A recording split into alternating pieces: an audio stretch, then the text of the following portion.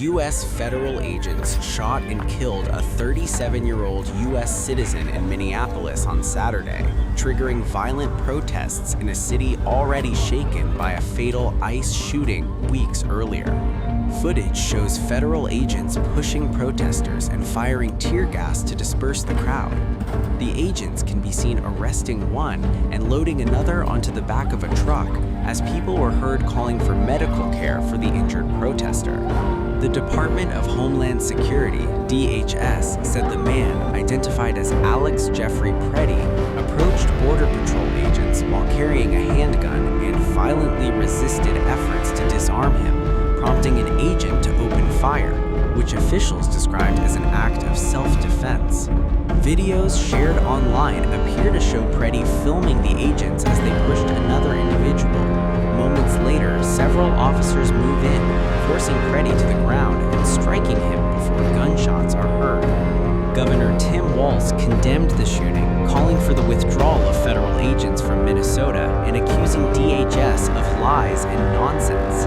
In a Truth Social post where he shared a picture of the alleged weapon carried by the slain man, President Donald Trump accused Walz and Minneapolis' mayor of inciting an insurrection with their arrogant rhetoric.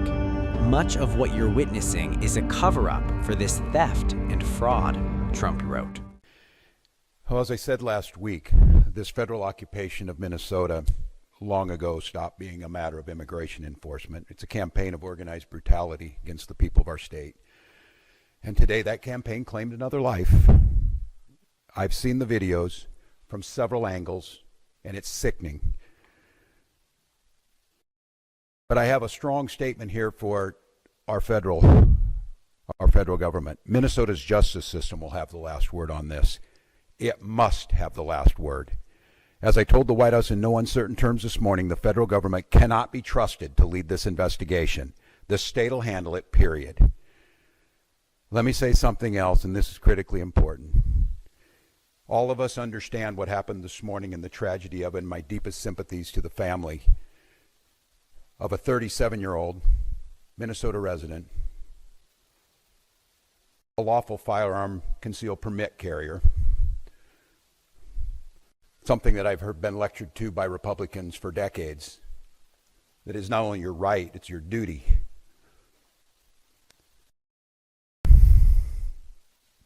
We know that the potential to further inflame tensions is high, and to Minnesotans, there's a difference. We want calm and peace and normalcy back to our lives. They want chaos. We cannot and we will not give them what they want by meeting violence with violence.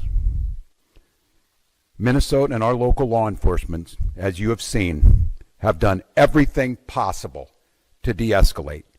Local media has reported extensively on the cooperation to de-escalate this situation.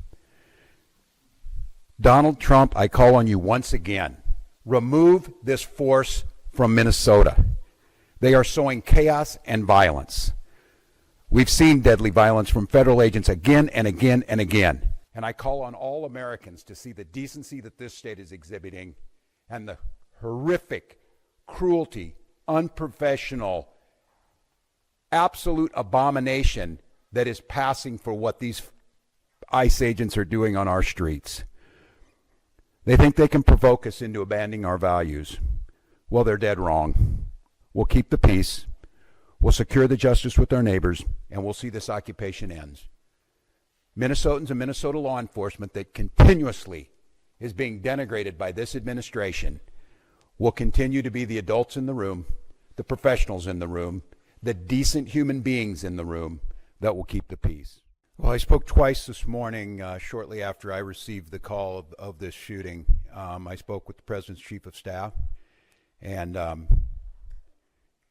first request was to get her people out of there, to get these federal agents out of there. They were going to cause more chaos. And second call is, with no uncertain terms, that we will investigate this. We will not be stonewalled. What we've already seen, and you saw it this morning, before any investigation is done, you have the most powerful people in the federal government spinning stories and putting up pictures and unrelated people who we don't know anything about.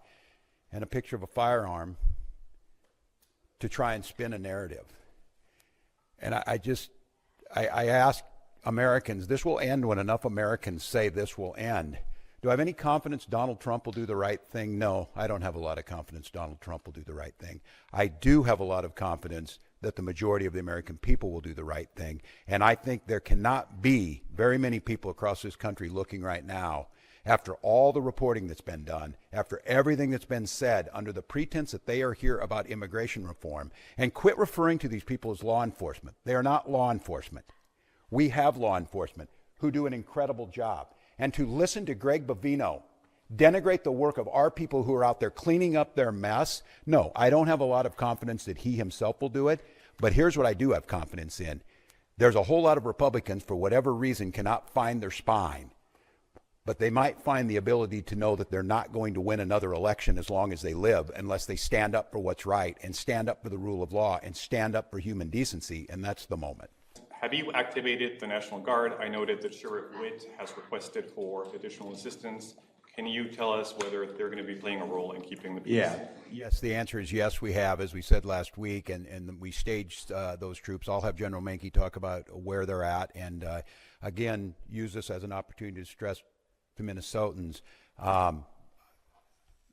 the frustration you have, and as you saw this, they killed a man, created chaos, pushed down protesters, threw gas indiscriminately, and then left the scene, and then we're left to clean up. I understand the anger. I understand trying to parse who were the law enforcement on the scene when you got there after a man was killed is difficult for the folks who are out there. But I can't stress enough, our goal, and I'll have General Menke talk about what the role of these Guard troops are in conjunction with incredible work from the Hennepin County Sheriff's Office, from mutual aid across, and of course the State Patrol, of trying to get to the point where what we're saying is we can handle this and Minnesotans can express their First Amendment rights and have our folks on the streets and get these people out of here. We cannot give them what they want. I don't know how to say this in so many terms, to watch the madness that we've witnessed over this last week coming out of the White House and what it's doing here. My confidence is, and I say it to Minnesotans, as I've said, exercise your First Amendment rights, speak out, bear witness and document legally. But I understand the risk in that. And I understand the courage that it takes to have people out there doing this. Thank God we have video, because according to DHS, these 7 heroic guys took an onslaught of a battalion against them or something. It's nonsense, people. It is nonsense and it's lies. So my confidence is this, Minnesotans. You know who you are, and you demonstrate it every single day, and we damn sure know who these people are. The American public knows, and this needs to be the